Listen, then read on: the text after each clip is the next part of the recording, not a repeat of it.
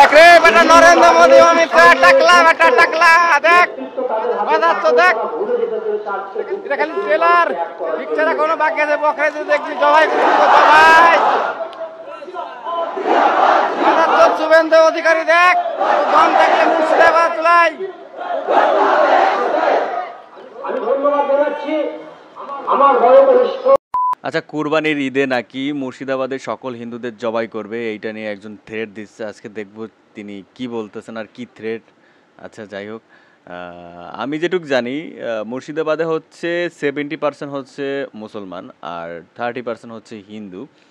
তো এইটার এই জন্য আর কি এত তারা হচ্ছে ক্ষমতা দেখায়, রাইট? তো দেখি তারা কি বলে। কোরবানির ঈদে নাকি সমস্ত হিন্দুদের জবাই করবে, একটা থ্রেড পাবলিক প্লেসে ভিডিও করে আপলোড করা হয়েছে, সেটা দেখবো আজকে দেখে। আর এটা শফিক স্যারের ভিডিও, আর তোমরা জানো শফিক স্যার কে, তিনি খুব ভালো একজন মনের মানুষ, স্ট্রেট ফরওয়ার্ড কথা বলে যেটা ভুল সেটা ভুলই, ঠিক আছে? তিনি কিন্তু একজন মুসলমান, তারপরও তার কথা কিন্তু যুক্তি থাকে, প্রত্যেকটা লজিক থাকে। তার চ্যানেলে যা ভিজিট করো, নিচে ডিসক্রিপশনে লিঙ্ক রয়েছে। আর নতুন হলে আমার চ্যানেলটা সাবস্ক্রাইব করতো। চলো দেখি, লেটস গো।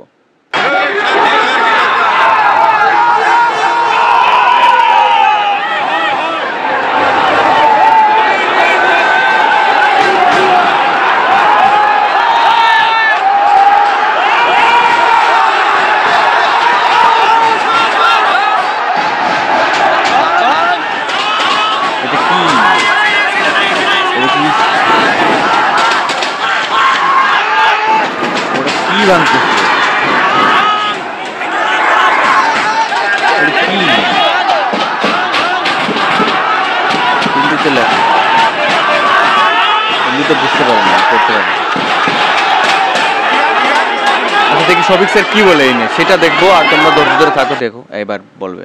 এটা ভাঙচুর করছে ভিতরে, কি বলে স্যার? ওয়েট,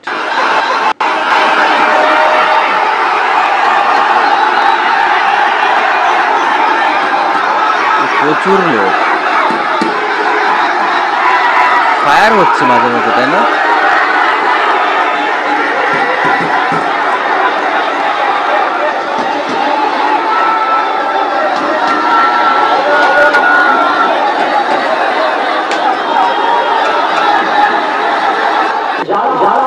দেখ রে বেটা নরেন্দ্র মোদী অমিত শাহ টাকলা বেটা টাকলা দেখ বাজাচ্ছ দেখ এটা খালি ট্রেলার পিকচার এখনো বাকি আছে বকরে দেখছি জবাই জবাই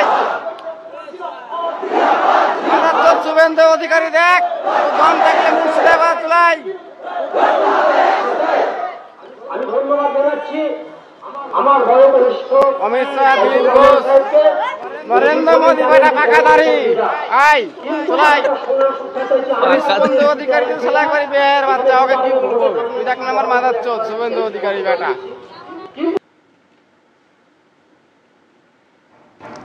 ছি ছি ছি ছি ছি, মুখের ভাষা, কথা, এরা মুসলমান, ছি, অশিক্ষিত, গণ্ড, মূর্খ, কি বাজে ব্যবহার, সমাজ বিরোধী, দেশের প্রধানমন্ত্রী নিয়ে এরকম কথা বলে, হোম মিনিস্টার, তারপরে শুভেন্দু অধিকারী বিরোধী দলনেতা, তাদের নামে সব কথা।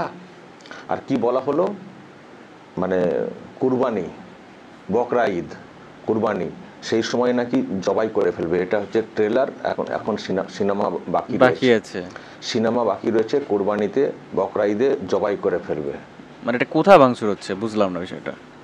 ভয়ঙ্কর কথা আর ভাষা। আর এই যে সব মানে কর্মকাণ্ড ঘটেছে, এটা হচ্ছে জলঙ্গি বিডিও অফিস ভাঙচুর, অনেক জায়গাতে হয়েছে, সুতিতে হয়েছে, শামশেরগঞ্জ, আমি দেখছি সব ভিডিওতে এসছে, মানে আগুন টাগুন লাগিয়ে দেওয়া হয়েছে, গাড়ি টাড়ি সব পুড়িয়ে দেওয়া হয়েছে, যাচ্ছেতে অবস্থা।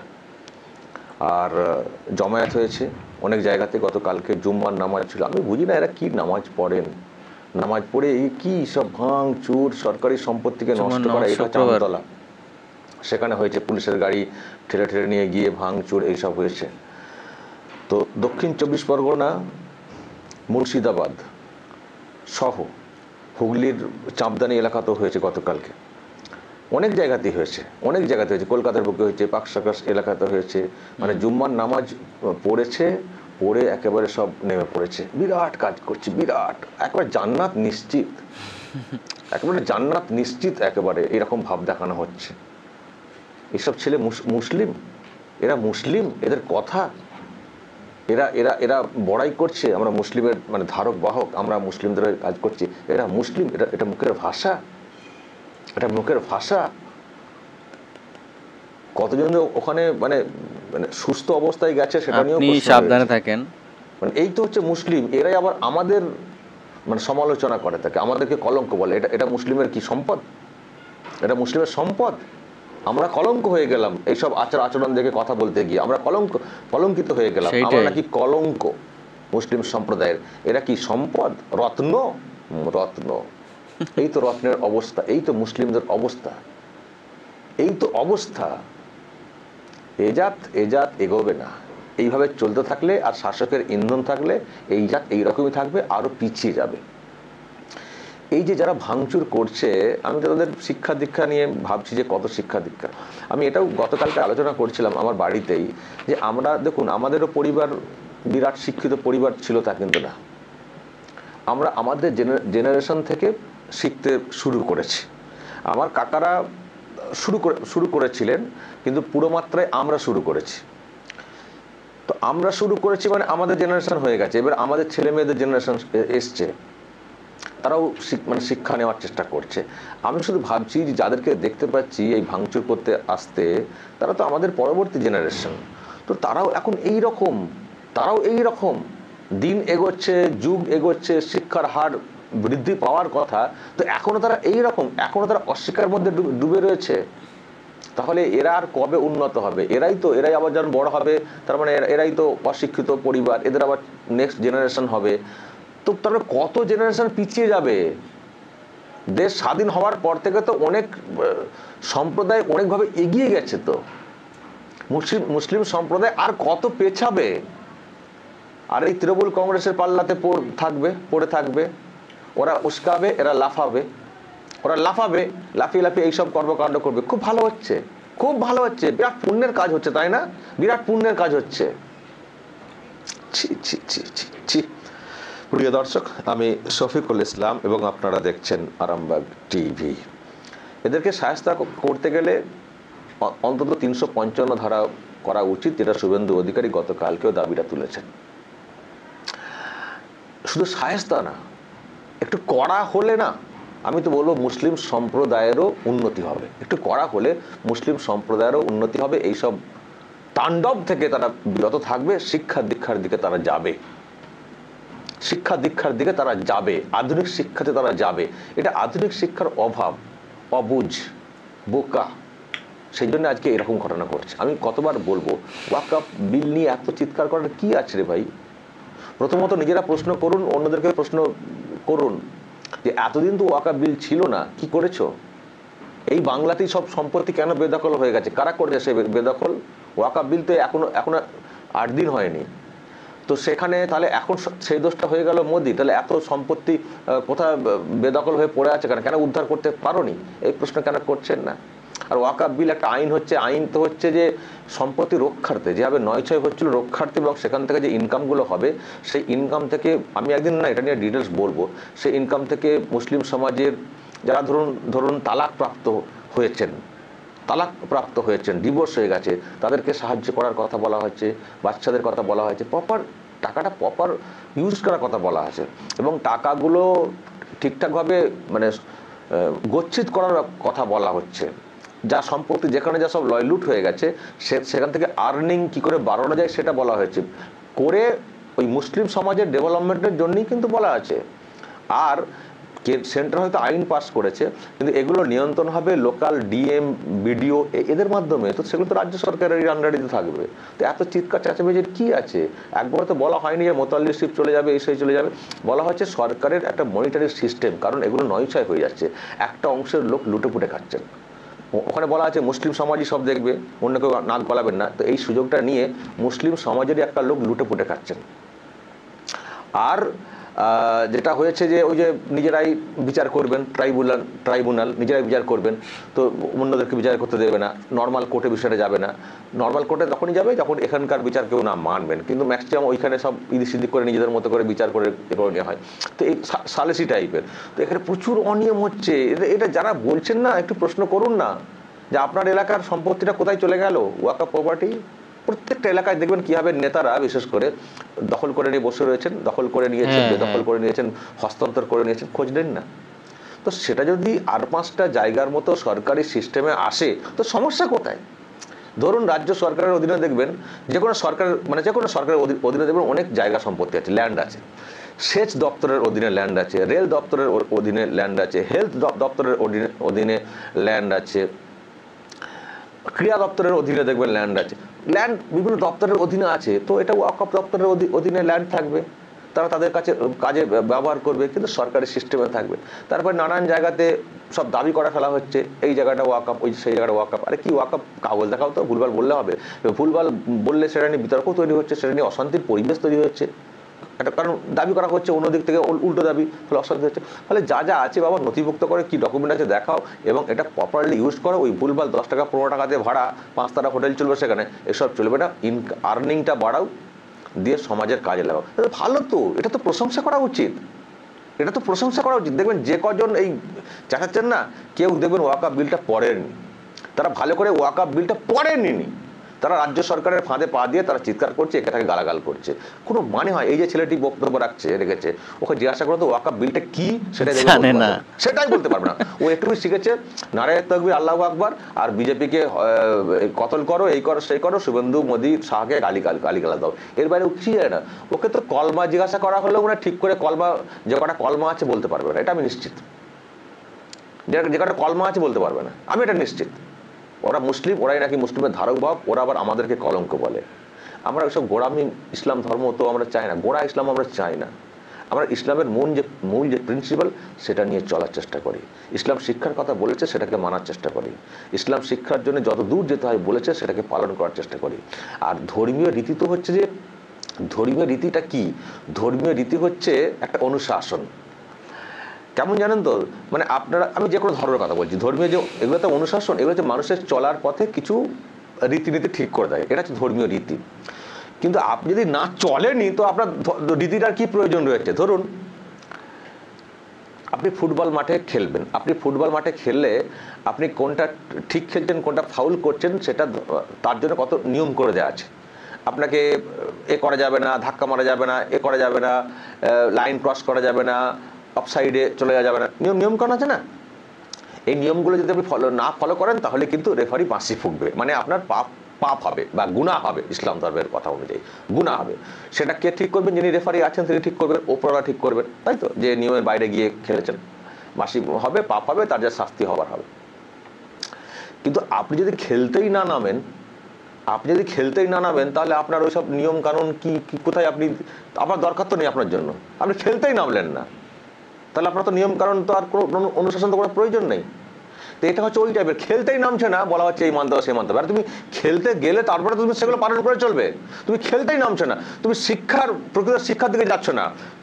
তুমি সেই কি করতে হবে, তুমি হয় পর্দা নিয়ে বসে থাকতে হবে, তারপর এই করতে হবে, সে করতে, এইসব নিয়ে তুমি ডুবে আছো, তুমি অনুশাসনগুলো নিয়ে পড়ে রয়েছো, তুমি মূল জায়গায় গেলে না। আরে তুমি শিক্ষার দিকে এগোও, শিক্ষাতে যাওয়ার পথে যদি তুমি অশালীন হয়ে পড়ো তাহলে সেটা তোমার রেফারি বাঁশি ফুঁকবে।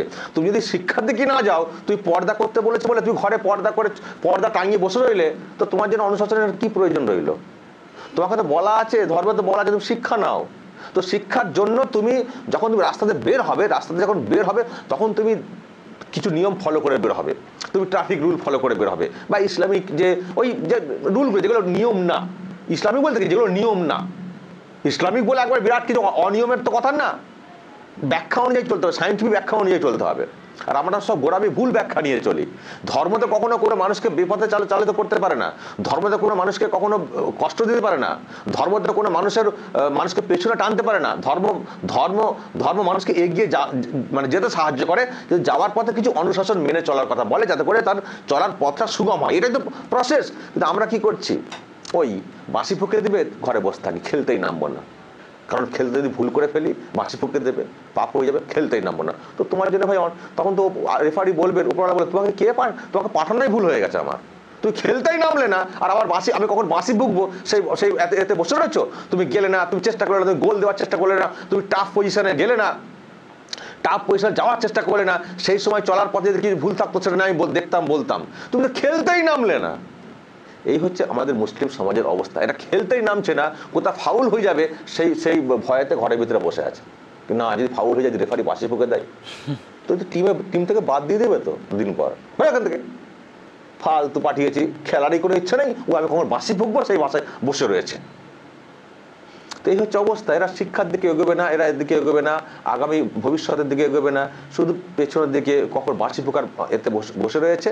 ফলে এদের এদের এদের এদের এদের কাজকর্ম আমি জানি না উপরওয়ালা কতটাকে সন্তুষ্ট হবেন, তার বিচার উপরওয়ালাই করবেন, আমি বলতে পারি না।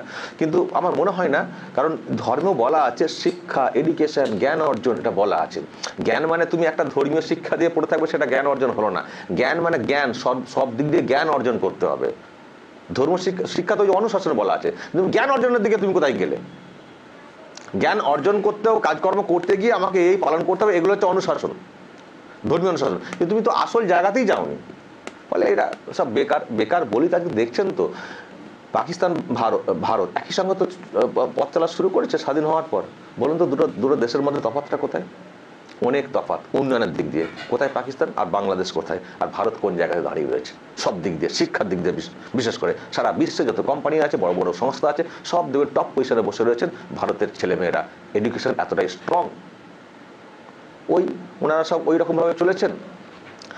আর ভারত শিক্ষা, আধুনিক বিজ্ঞান এসব দিকে এগিয়ে চলেছে। তো এখান থেকে আমরা তো প্রমাণ পাচ্ছি যে তার মানে মুসলিম ডোমিনেটেড এলাকা হলে কি হয় সেই এলাকার হাল, মুসলিম এলাকার হাল ডোমিনেটেড এলাকা হলে কি হয়। সারা বিশ্বে দেখবেন বিভিন্ন দেশ, হাতে গোনা হয়তো একটা দুটো দেশকে দেখবেন ডেভেলপ, এই গোড়ামি থেকে বেরিয়ে এসে তারা করতে পেরেছে। ম্যাক্সিমাম জায়গা হচ্ছে পিছিয়ে পেছনের সারিতে, শুধু তারা ধর্মীয় অনুশাসনে ডুবে রয়েছে, খেলতেই নামেনি। আর যত উন্নত দেশ রয়েছে দেখবেন তারা আধুনিক বিজ্ঞান শিক্ষাতে তারা এগিয়ে, ওদিকে তারা ঝুঁকে রয়েছে। তো এই হচ্ছে তফাৎ, এটা বুঝতে হবে। তো আজকে যে মুসলিমরা যে কাজটা করছে, এই টোটালটা যদি মুসলিমদের হাতে ছেড়ে দেওয়া হয়, কি হবে? যা অবস্থায় আছে আরও ডুবে যাবে, আরও ডুবে যাবে। সেই জন্য আমি বলি, আমি অনেকবার বলার চেষ্টাও করেছি যে এখানে কিন্তু এই তৃণমূল কংগ্রেসের সরকারকে হটিয়ে দিয়ে প্রয়োজন হলে বিজেপির সরকারের প্রয়োজন রয়েছে। 10টা বছর কমসে কম বিজেপির সরকার দরকার এখানে। তাহলে কিন্তু এই প্যানানো শিক্ষা দীক্ষা এই গোড়ামির থেকে অন্তত মূল স্রোতে যাওয়ার একটা মানে হবে, যেতে বাধ্য হবে। কারণ এখানে তো ওইসব চলবে না। এমনকি ইউপিতে যেভাবে শিক্ষা ব্যবস্থা ছিল, ভালো করে খোঁজ নেবেন, ইউপিতে বিজেপির সরকার আসার পরে ওখানকার মুসলিম সমাজ আধুনিক শিক্ষার দিকে অনেকটা ঝুঁকেছে। ওই গুন্ডামি মাস্তানি কিন্তু ওখানে আর চলে না। ওখানে নানান বিষয়ে বিতর্ক তোলা হয় বটে, কিন্তু যা হচ্ছে মুসলিম সমাজের ভালোর জন্য হচ্ছে। একটু কঠোর অনুশাসন দরকার রয়েছে, কারণ আধুনিক শিক্ষার দিকে এদের ঝোঁকটা বেশি। আর আমাদের এখানকার যে সরকার রয়েছে ওদিকে পিছিয়ে রাখো, ওদিকে ওই শুধুমাত্র মাদ্রাসা শিক্ষার দিকে ঝুঁকে রাখো, গোড়ামির দিকে ঝুঁকিয়ে রাখো, ব্যাস। যত কম জানবে তত বেশি মানবে। তো গাইস দেখো, মানে কথা একটাই যে হচ্ছে ওয়াকআপ বিলকে আমি নিজেও জানি না, এটা সম্পর্কে আমিও কোনো আইডিয়া নাই, এটা দেখতে হবে এবং জানতে হবে। কিন্তু যে ভাষা তিনি ব্যবহার করেছেন ওই লোকটা, দেশের সরকার হোক বা যেই হোক, প্রত্যেক মানুষকে সম্মান করা উচিত। আমি মনে করি না মুসলমান বা ইসলাম ধর্মে এটা শিখায় গালাগালি করে মানুষে কি একজন একজনের সাথে কীভাবে ব্যবহার করবে, এটা শিখায় না। আমি মনে করি আসলে উনি যা বলছেন উনি নিজের মন থেকে বলছি, নাকি ওনাকে ইসলাম এটা শিখায় না আসলে, আর এটা আমি মনে করি না। তাহলে ইসলাম ধর্মকে ছোট করা হয়। ইসলাম কখনো এরকম মারামারি কাটাকাটি, আমি যেটা জানি, হানাহানি এটা চায় না। শান্তি ধর্ম বলে দাবি করে, কিন্তু কি বলবো। যাই হোক, কেমন ছিল ভিডিও অবশ্যই কমেন্ট করে জানাও। নতুন প্লিজ চ্যানেল সাবস্ক্রাইব করো। দেখা হচ্ছে নতুন কোনো ভিডিওতে। ভালো থাকো, লাভ ইউ বস, বাই।